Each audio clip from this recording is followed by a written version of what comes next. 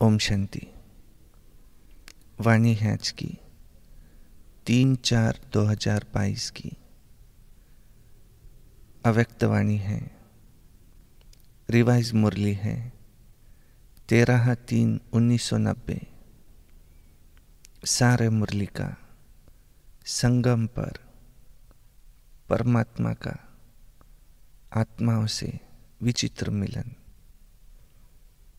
आज अनेक बार मिलने वाले सिक्की लधे बच्चे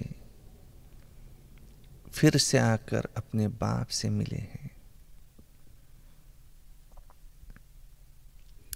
बाप भी उसी पहचान से बच्चों को देख रहे हैं और बच्चे भी उसी अनेक बार मिलने वाली स्मृति से मिल रहे हैं। यह आत्मा और परमात्मा बाप का विचित्र मिलन है।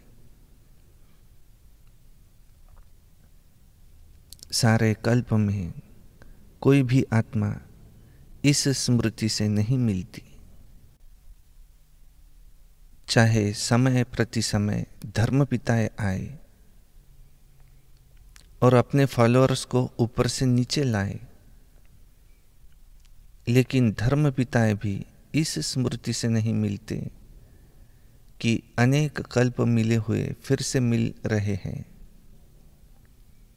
इस स्पष्ट स्मृति से सिवाय परमपिता परमात्मा के कोई भी आत्माओं से मिल नहीं सकते।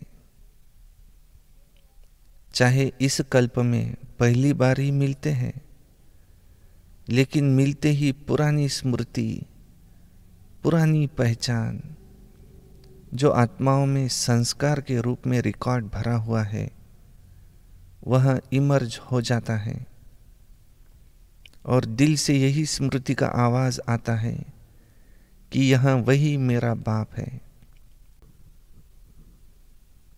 बच्चे कहते हैं तुम हो मेरे, और बाप कहते हैं तुम हो मेरे। मेरा संकल्प उत्पन्न हुआ उसी सेकंड उस शक्तिशाली स्मृति से संकल्प से नया जीवन और नया जहान मिल गया और सदा के लिए मेरा बाबा इस स्मृति स्वरूप में टिक गए।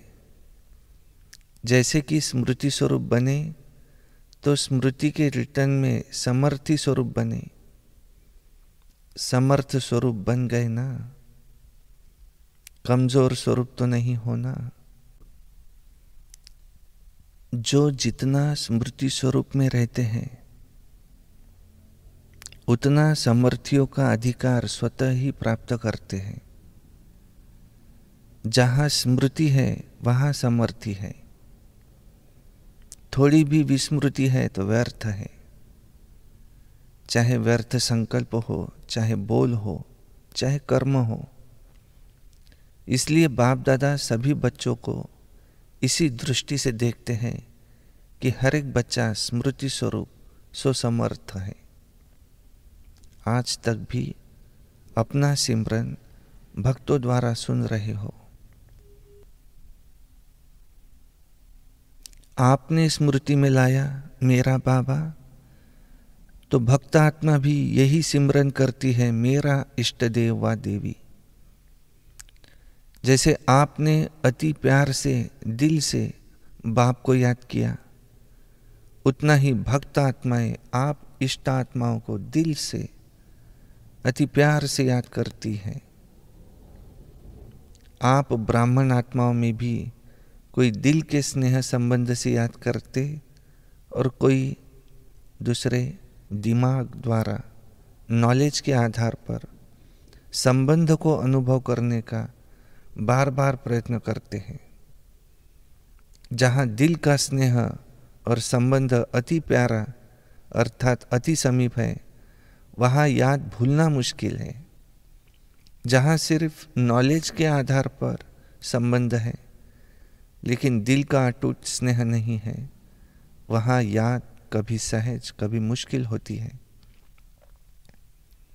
जैसे शरीर के अंदर नस नस में ब्लड समाया हुआ है, ऐसे आत्मा में निष्पल अर्थात हर पल याद समाई हुई है।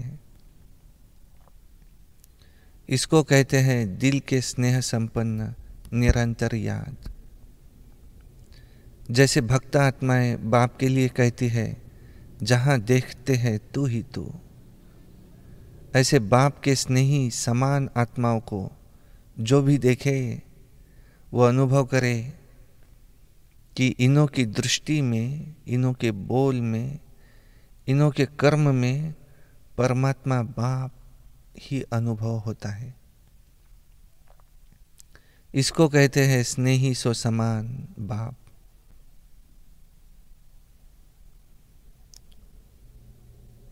तो स्मृति स्वरूप तो सभी बने हो, संबंध भी सभी का है, अधिकार भी सभी का है, क्योंकि सभी का फुल अधिकार का संबंध बाप और बच्चे का है।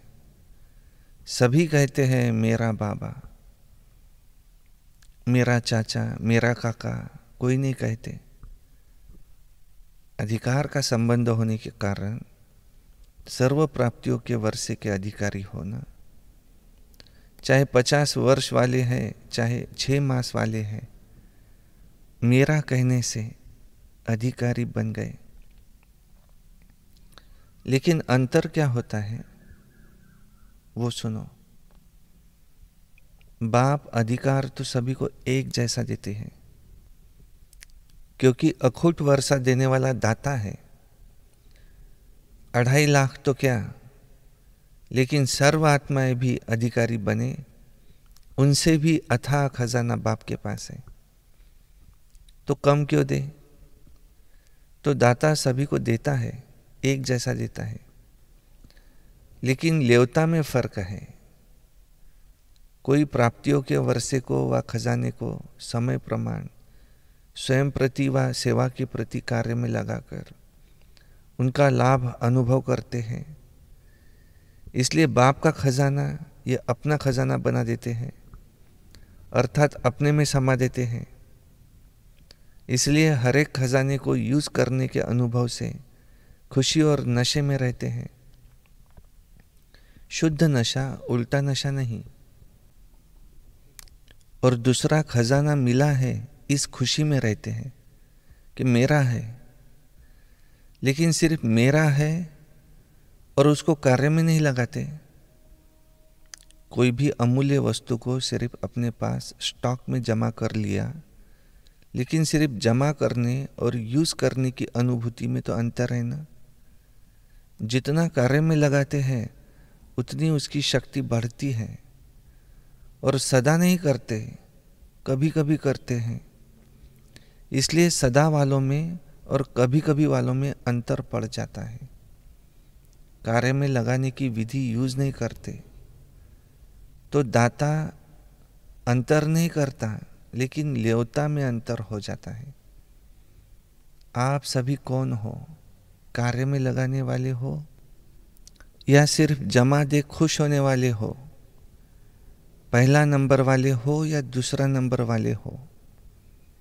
बाप दादा को तो खुशी है कि सभी नंबर 1 है, या इस समय नंबर 1 हो।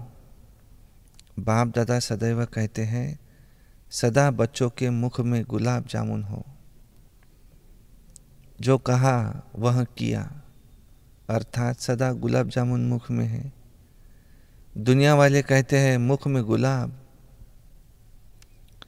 लेकिन बाप कहते गुलाब से मुख मीठा नहीं होगा, इसलिए गुलाब जामुन मुख में हो तो सदा ही ऐसे मुस्कुराते रहो। अच्छा, कई नए नए फिर से मिलने पहुंच गए हैं, जो भी इस कल्प में फिर से मिलन मना रहे हैं, उन बच्चों के लिए विशेष बाप दादा स्नेह का वरदान देते हैं कि सदा अपने मस्तक पर बाप का हाथ अनुभव करते चलो। जिसके सिर पर बाप का हाथ है वह सदा इस वरदान के अनुभव से सब बातों में सेफ है। यह वरदान का हाथ हर बात में आपकी सेफ्टी का साधन है। सबसे बड़े से बड़ी सिक्योरिटी तो यही है। बाप दादा सभी टीचर्स की निमित्त बनने की हिम्मत दे खुश हैं। हिम्मत रख, निमित्त तो बन गई।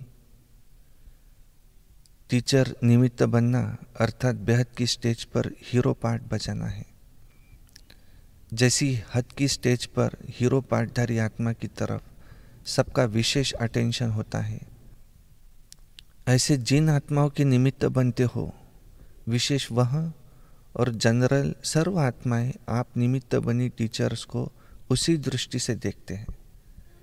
सभी का विशेष अटेंशन होता है ना, तो टीचर्स को अपने में भी विशेष अटेंशन रखना पड़े, क्योंकि सेवा में हीरो पार्टधारी बनना अर्थात हीरो बनना, दुआएं भी टीचर्स को ज़्यादा मिलती है।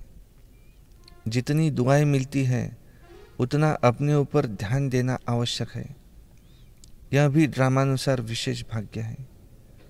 तो सदा इस प्राप्त हुए भाग्य को बढ़ाते चलो। 100 से 1000, 1000 से लाख, लाख से करोड़, करोड़ से प से भी पाप। सदा इस भाग्य को बढ़ाते चलना है। इसको कहते हैं योग्य आदर्श टीचर। बाप दादा निमित्त बने हुए बच्चों का सिमरन जरूर करते हैं और सदा अमृत वेले वाह बच्चे वाह यह दुआएं देते हैं। सुना सेवाधारियों ने, टीचर्स माना नंबर 1 सेवाधारी। अच्छा, चारों ओर के अनेक कल्प न्यारा और प्यारा मिलन मनाने वाले, सदा प्राप्त हुए वर्षे के खजानों को हर समय प्रमाण कार्य में लगाने वाले, सदा दिल से अति स्नेही और बाप समान बन स्वयं द्वारा बाप का अनुभव कराने वाले, सदा स्मृति स्वरूप सो भक्तों द्वारा समर्थ स्वरूप बनने वाले, सदा अपने प्राप्त भाग्य को बांटने वाले अर्थात बढ़ाने वाले, ऐसे मास्टर दाता समर्थ बच्चों को बाप दादा का याद प्यार और नमस्ते। और हम रूहानी बच्चों की रूहानी बाप दादा को याद प्यार, गुड मॉर्निंग, नमस्ते। डबल विदेशी भाई बहनों से ग्रुप वाइज मुलाकात। नंबर 1, सभी अपने को बहुत बहुत भाग्यवान समझते हो, क्योंकि कभी स्वप्न में भी संकल्प में भी नहीं होगा कि ऐसी श्रेष्ठ आत्माएं बनेंगे, लेकिन अभी साकार में बन गए। देखो कहाँ कहाँ से बाप दादा ने रत्नों को चुनकर रत्नों की माला बनाई है। ब्राह्मण परिवार की माला में पिरोए गए। कभी माला से बाहर तो नहीं निकलते हो। कोई भी माला की विशेषता व सुंदरता क्या होती है? दाना दाने के साथ मिला हुआ होता है। अगर बीच में धागा दिखाई दे, दाना दाने के साथ नहीं लगा हुआ हो तो सुंदर नहीं लगेगा। तो आप ब्राह्मण परिवार की माला में हो ना, अर्थात सर्व ब्राह्मण आत्माओं के समीप हो गए ना। जैसे बाप के समीप हो, वैसे बाप के साथ साथ परिवार के भी समीप हो, क्योंकि यह परिवार भी इस पहचान से, परिचय से अभी मिलता है। परिवार में मजा आता है ना। ऐसे नहीं कि सिर्फ बाप की याद में ही मजा आता है। योग परिवार से नहीं लगाना है, लेकिन समीप 1-2 के साथ तो रहना। इतना बड़ा 2.5 लाख का परिवार कोई का होगा? अभी तो 9-10 लाख से भी बड़ा परिवार है। तो परिवार अच्छा लगता है या सिर्फ बाबा ही अच्छा लगता है? जिसे सिर्फ बाबा अच्छा लगेगा वो परिवार में नहीं आ सकेगा। बाप दादा परिवार को देख सदा हर्षित होते हैं और सदा एक दो की विशेषता को देख भी हर्षित रहते हैं। हर ब्राह्मण आत्मा के प्रति यही संकल्प रहता है कि वाह ब्राह्मण आत्मा वाह। देखो, बाप का बच्चों से इतना प्यार है तब तो आते हैं ना, नहीं तो ऊपर बैठकर मिले। सिर्फ ऊपर से बैठकर तो नहीं मिलते हैं ना। आप विदेश से आते हो तो बाप दादा भी तो विदेश से आते हैं ना, सबसे दूर से आते हैं, लेकिन आते सेकंड में है ना। आप सभी भी सेकंड में उड़ती कला का अनुभव करते हो, सेकंड में उड़ सकते हो। इतने डबल लाइट हो कि संकल्प किया और पहुंच गए। परम धाम कहा और ये पहुंचे, ऐसी प्रैक्टिस है। कहाँ अटक तो नहीं जाते हो, कभी कोई बादल तंग तो नहीं करते हैं। केयरफुल भी और क्लियर भी ऐसे है ना। डबल विदेशी बच्चों को आते ही सेंटर मिल जाते हैं, बहुत जल्दी टीचर बन जाते हैं, इसलिए सेवा की भी दुआएं मिलती हैं। दुआएं मिलने की विशेष लिफ्ट मिलती है। साथ साथ आते ही इतने बिजी हो जाते हो जो और बातों के लिए फुर्सत ही नहीं मिलती। इसलिए बिजी रहने से घबराना नहीं, यह गुड साइन है। कई कहते भी है ना, लौकिक कार्य भी करे और अलौकिक सेवा भी करे और अपनी सेवा भी करे, तो यह तो बहुत बिजी रहना पड़ता है। लेकिन यह बिजी रहना अर्थात मायाजीत बन जाना है। यह ठीक लगता है या लौकिक जॉब करना मुश्किल है? लौकिक जॉब जो करते उसमें जो कमाई होती है वह भी देखो कहाँ लगाते हो। जैसे समय लगाते वैसे धन भी तो लगाते, तो तन मन धन तीनों ही लग जाते हैं, सफल हो जाता है ना। इसलिए थकना नहीं। सेंटर खोलते हो तो कितनी आत्माओं का संदेश सुनते ही कल्याण हो जाता है। तो मन और धन का कनेक्शन है। जहाँ धन होगा वहाँ मन होगा, जहाँ मन होगा वहाँ धन होगा। बाप दादा डबल विदेशियों को सर्व प्रकार से सफल करने में बिजी देख खुश होते हैं। सभी गोल्डन चांसलर हो। सदा याद रखना कि सफलता मूर्त है और सदा सफलता मेरे गले का हार है। कोई भी कार्य करो तो पहले यही चेक करो, यही सोचो कि सफलता तो मेरे गले का हार है, मेरे गले की माला है। जैसा निश्चय होगा वैसा प्रत्यक्ष फल मिलेगा। अच्छा, 2 नंबर है, यह स्वीट साइलेंस प्रिय लगती है ना, क्योंकि आत्मा का ओरिजिनल स्वरूप स्वीट साइलेंस है। तो जिस समय चाहो उस समय इस स्वीट साइलेंस की स्थिति का अनुभव कर सकते हो, क्योंकि आत्मा अभी इन बंधनों से मुक्त हो गई है। तो इसलिए जब चाहे तब अपने ओरिजिनल स्थिति में स्थित हो जाओ। तो बंधन मुक्त हो गए ना, या होना है। इस बार मधुबन में 2 शब्द छोड़कर जाना। कौन से? समथिंग और सम टाइम। यह पसंद है ना? सभी छोड़ेंगे, हिम्मत रखने से मदद मिल जाएंगी। क्योंकि यह तो जानते हो कि 63 जन्म अनेक बंधनों में रहे और एक जन्म स्वतंत्र बनने का है। इसका ही फल अनेक जन्म जीवन मुक्ति प्राप्त करेंगे। तो फाउंडेशन यहाँ डालना है। जब इतना फाउंडेशन पक्का होगा तब तो 21 जन्म चलेगा ना। जितना अपने में निश्चय करेंगे उतना ही नशा होगा। बाप में भी निश्चय, अपने में भी निश्चय और फिर ड्रामा में भी निश्चय। तो तीनों निश्चय में पास होना है। अच्छा, एक एक रत्न की अपनी अपनी विशेषता है। बाप दादा सबकी विशेषता को जानते हैं। अभी आगे चलकर अपनी विशेषता को और भी कार्य में लगाओ तो विशेषता बढ़ती जाएंगी। दुनिया में खर्च करने से धन कम होता है, लेकिन यहाँ जितना यूज करेंगे, खर्च करेंगे, उतना बढ़ेगा। सभी अनुभवी तो हो ना। तो इस वर्ष का यही वरदान याद रखना कि हम विशेष आत्मा हैं और विशेषता को कार्य में लगाकर और बढ़ाएंगे। जैसे यहाँ नज़दीक बैठना अच्छा लगता है ना, वैसे वहाँ भी सदा नज़दीक रहना।